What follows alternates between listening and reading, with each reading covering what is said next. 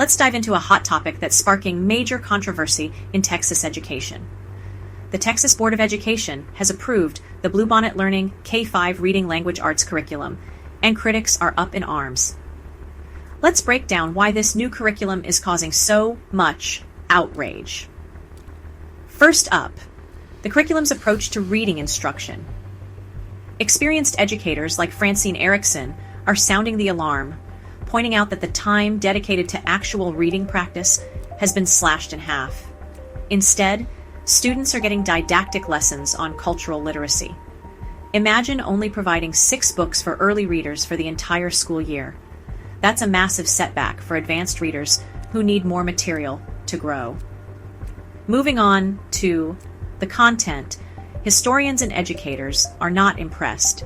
Julia Brookins from the American Historical Association highlighted widespread inaccuracies.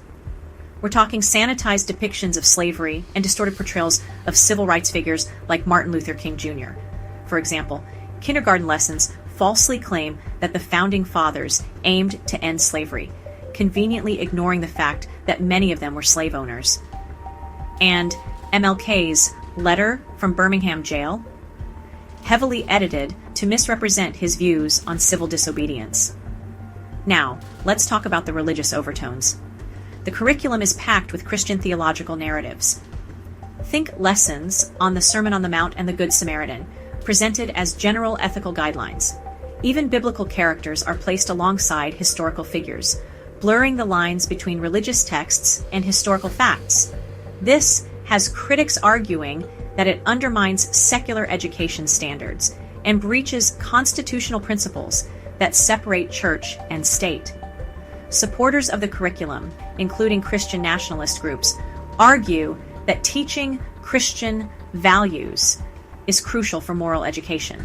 But opponents see this as a clear attempt to indoctrinate students into a specific religious ideology. And here's where it gets even more controversial. The Texas government is offering a $60 per student subsidy to districts that adopt this curriculum. This raises serious ethical concerns about state funding for religiously aligned materials. Legal challenges are almost a certainty.